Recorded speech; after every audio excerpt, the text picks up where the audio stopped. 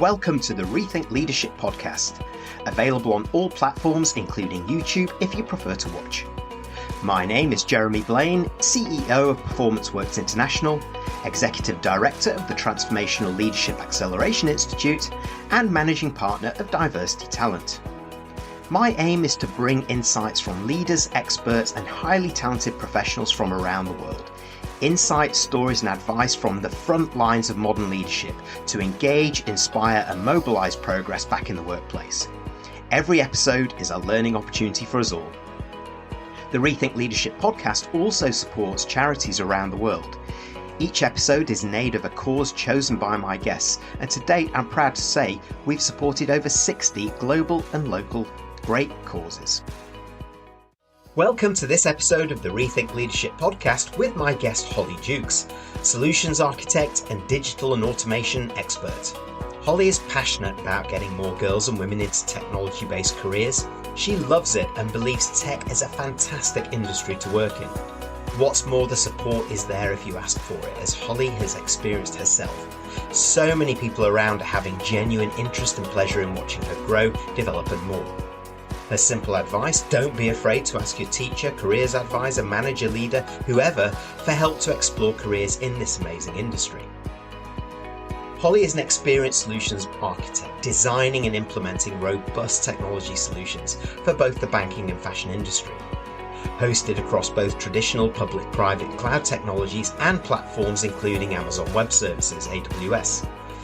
She's got a proven track record of leading cross-functional teams to deliver programs across multiple technology stacks, platforms and architectures, including cloud, mobile and web. Let's hear what she has to say. Hi Holly, thanks very much for joining me. Please introduce yourself, your journey as a tech pro, and something about yourself that not many people know. Fab. Hi, and thank you for having me. This is such a great opportunity. My name's Holly Jukes. I am currently a solutions architect. I haven't always worked in tech. I've actually also worked in environmental engineering, but eventually moved across. I have been through a variety of different tech roles. I have been a systems analyst, I've been a business analyst, and a solutions architect at various companies. More recently, I've been a solutions architect at Barclays, Boohoo, and I'm currently at Lloyds Bank. Something I always like to mention, which I think is really good to highlight for several reasons, is that I haven't had this traditional route into a solutions architect role, and I have never been a developer. And I think that's really important to highlight, especially for people who are looking to come into tech. You don't necessarily need this technical background. Yes, of course, it helps for technical roles like developers, but there are all of these different routes available to people now, like project management, where you don't necessarily need that technical background. So I think it's always quite nice to mention to people that you don't need to be so techie to come into tech. That's a very good point that you mentioned, because some other work that I'm doing around this as well with another partner is highlighting that a common misconception, particularly with school kids, is that it's all about coding and I need to understand coding and I need to then have that, and well, what if I'm not interested? So that's a great start, Holly, for that to help dispel that myth. So based on that, so you said you weren't always in tech. So what inspired you first into a career in technology? And more importantly, maybe, who played a pivotal role in cementing that decision was the right one for you? Yeah, to be honest, I think I accidentally fell into it. As I mentioned before, I used to work in environmental engineering, and unfortunately, the company that I was at, there just wasn't much progression for me in that particular company. But I learned so much there as a base for me to move into tech. So when I stepped out of that engineering space, I interviewed for a role that was more business focused. So it was as a systems analyst. And at the time, I thought that role would provide me with this really good base for something maybe more project management focused, or just give me the opportunity to be able to reassess where I wanted to be a few years down the line. So that role actually turned out to be more technically focused than I had originally assumed, which, to be honest, for me was really great. I have a degree in maths, so I'm very methodical, very logical, technically wired. So having that technical element to the role turned out to be really aligned for me, and I really enjoyed transitioning over to that. I was also really lucky at the time to have an incredibly supportive line manager, Lee Burstow, who very much prepped me for the real world of technology without me realizing it at the time. I think when I look back at it now, I remember him saying multiple times, I know I will have done a good job as your manager when your CV looks nice and you get a great job after this one. And that is exactly what he did for me. He put me on some really good courses to develop me technically and personally. And he pointed me in the right direction for some really good qualifications too. Those were ultimately the things that led me to being offered a role later on at Barclays as a solution architect. In my interview, they were saying, you've got these really good qualifications, and I can see that you've done these courses. They were the things that made me shine. And it was because I'd been supported and I'd had this great line management. And when that happened, when I went to Barclays, it suddenly, for me, made me realise that, yes, I am in the right industry. This is the area where I can still be technical, and I can also exercise a very social element to this role, which is essentially me in a nutshell. I'm very lucky to work in a sector that aligns very much to me as a person, and I am also incredibly lucky to have had the support I have had too. That's interesting for me because, of course, working in the industry too, there is such a strong voice now for gender equality in tech to attract young girls into a career in digital business and technology at all levels, of course. And there isn't always that strong voice of allyship to advocacy, let's say, in supporting that gender balance when we're talking about some male leaders and managers. And was it Lee, did you say? Yeah. Yeah, so Lee sounds like he was a real champion of that and didn't just use those words. So what has been your experience broader than Lee? And who are the men and the women, of course, who you'd highlight as having walked that talk and the difference that that makes? Yeah, so obviously tech is a very male-dominated industry, and there has been tons recently on supporting gender balance, which is great. I'm very lucky, like I said, to have had some very good line managers, all of whom have been male. They have all given me amazing support within my role. They have all developed me technically. They have all opened doors to different opportunities for me. And these have all led to my progression to continue my career in tech.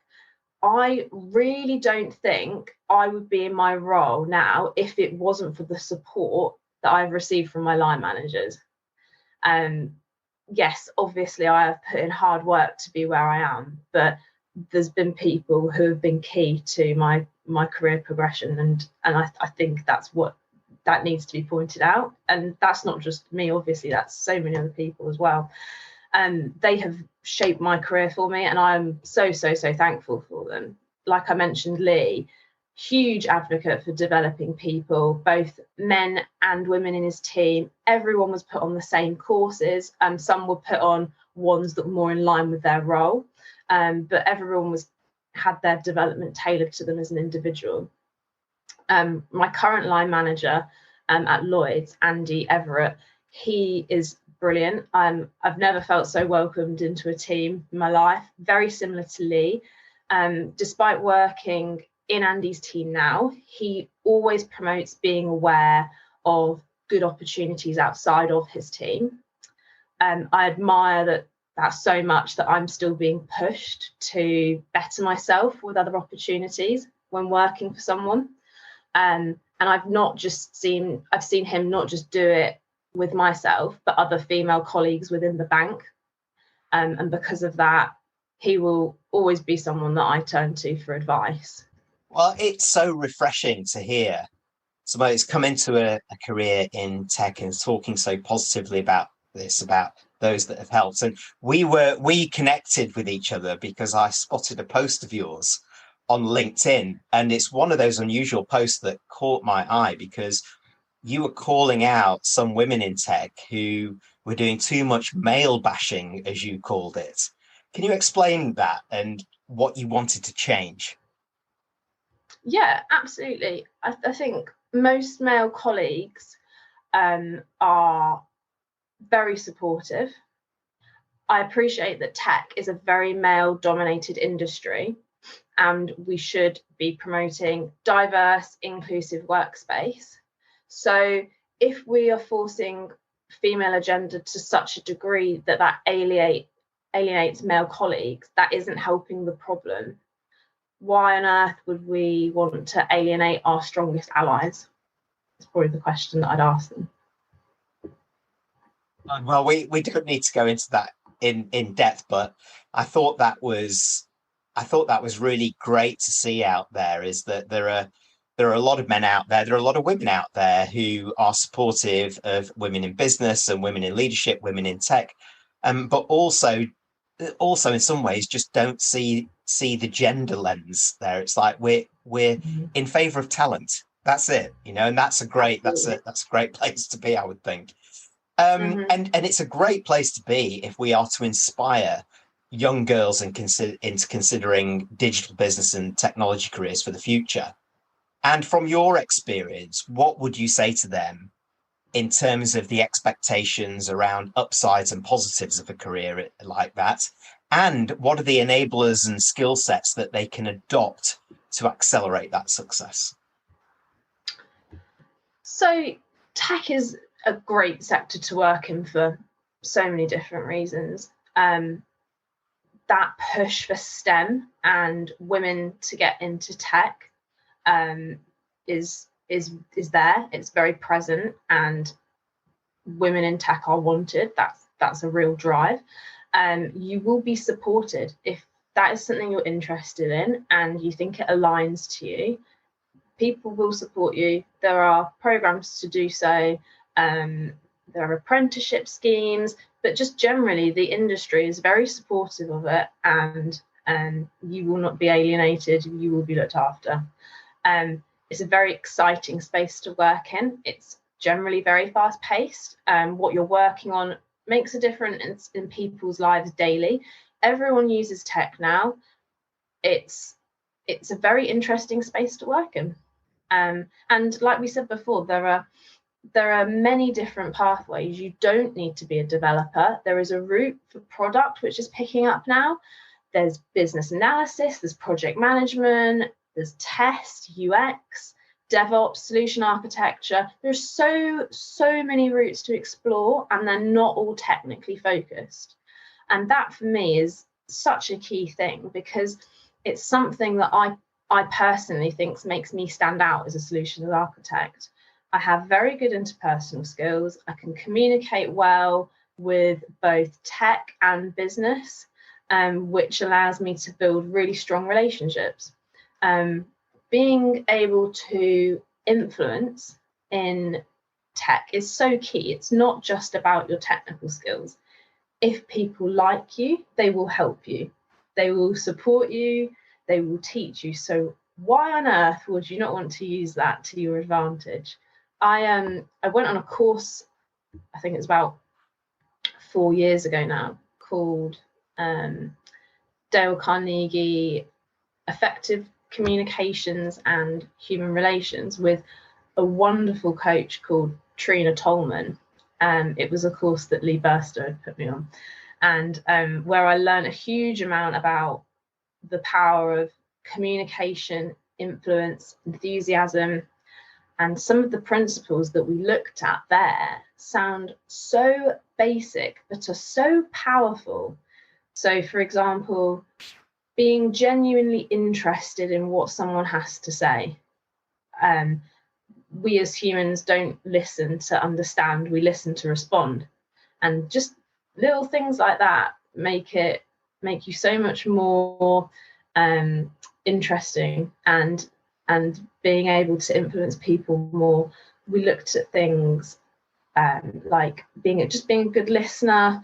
And probably the easiest one for me, everyone was obviously different with what they found worked, but communicating in a friendly way. All very small things that sound so simple, but make such a huge difference when communicating and influencing. That course honestly helped me so in so many ways, professionally and personally.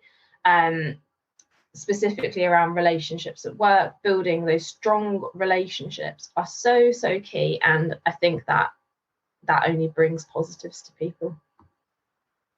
So it sounds like the secret of success in digital business and tech is the human touch, Holly.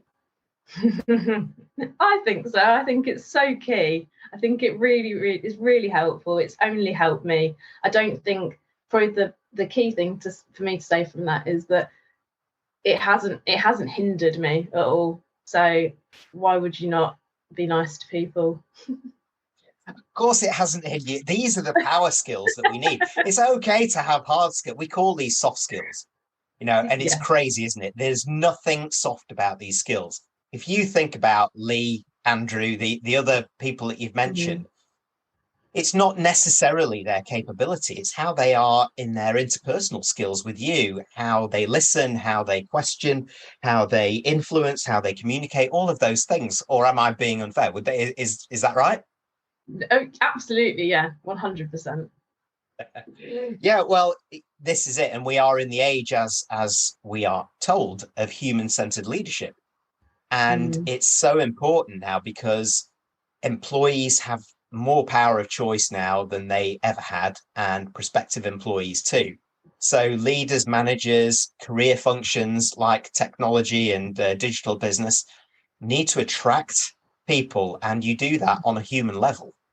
Yes, absolutely. You want to excite them into the role, but you want to show that humanity as much as anything else. 100%. Yeah, completely agree. Well, moving because we've talked about actually a lot of the things, the people that have influenced you, and the things that have really played well, those skill sets that you talked about there. So with that in mind, Holly, what have been your proudest achievements in the tech space? And if I be a bit unfair here and fast forward to 2025, what will success look like for you in a couple of years? Well, I mean, like I've said, I've been incredibly lucky. I've been put on some very exciting projects at work, and a lot of these have been to do with modernising architecture. Some of them have been with some really big clients like Amazon, and they've been really great to work on, and I've learned a lot along the way. I've been felt very proud of working on those. I think that one of my main goals whilst working in tech has been to be more technical, because I haven't come from that technical background. I've put a lot of work outside of my day job to become certified in areas like AWS. And that's something that, again, has taken a lot of time out of my personal life to make sure I've done that, to make sure I'm on par with what everyone else is doing. So yeah, definitely very proud of myself for that. Probably like leaning back to those interpersonal skills. I think one of my proudest achievements is how I have connected with people in the tech space. There's such an array of different types of people in tech, and I think it's a skill to be able to communicate with those different types of people, like devs v leaders v program managers, I've fostered some relationships with some absolutely amazing people in the tech space, and I know that's down to the work I've put into developing those interpersonal skills. Yes, I'm a very sociable person and I love meeting new people, but I've had to work very hard and put myself into some very uncomfortable situations to interact with those people and gain those better relationships with them. I think being able to keep progressing with those kind of skills technically and socially is something I want to keep doing over the next few years. And I hope maybe by, like you say, maybe 2025 further on, I eventually would love to get into some sort of leadership role within tech. I think it really aligns to me as a person, and such an exciting space to be in. So yeah, that would be brilliant. I've just got a funny feeling that you're going to get there. I really have listened to you today, and it's really inspiring for others who are starting their career in tech, whether they're male or female. But of course, one of the big gaps that we've got is attracting not just the broad diversity lens into careers into digital business and technology, but particularly young girls to think about that a little bit earlier. So what would be your key messages to them to reinforce from what we talked about today to encourage them to consider a career like this? Okay, yeah. So like tech is a male dominated industry, but you can thrive in it. And there are so many people out there who will support you and they want to support you. You just need to go and look for them and ask for that support. People are there and they're very ready, and there are lovely people who work in tech and they just want to help everybody. And secondly, technical skills, yes, very, very key to a career in tech in certain roles, but those interpersonal skills of respect, being a good listener, being enthusiastic about what you want to do sounds so basic, but they are so key to growing relationships at work and influencing people to progress your career as well. Yeah, that's good advice, and it's advice that's attractive for people that potentially have been put off from a career in technology because of whatever preconceptions that they have. Which it's really refreshing to hear your story and the inspirations and the true skill sets that make the difference, that give you the edge there. So thank you so much for joining me, Holly. I'm sure many tuning in will want to get in touch with you, continue the discussion, connect. How do they do that? Thank you for having me, firstly. It's been a great opportunity. Yeah, if anyone wants to reach out, you can get in touch on LinkedIn. Just search Holly Jukes. I'm currently working at Lloyd's. So hopefully you can find me if you'd like to reach out. Thank you very much. And for those watching on YouTube, you'll see that at the bottom of the screen. For those listening, it's Holly Jukes, Jukes. So Holly Jukes, thank you very much indeed for joining me. It's been really refreshing to hear your career trajectory within technology and how you've discovered the secrets of success. I'm sure many listening have some food for thought here. Thank you. Thank you. Thanks for tuning in to the Rethink Leadership podcast with me, Jeremy Blaine. Please like, comment and support us on your favourite platform, and subscribe to our YouTube channel where you can watch as well as listen to each episode.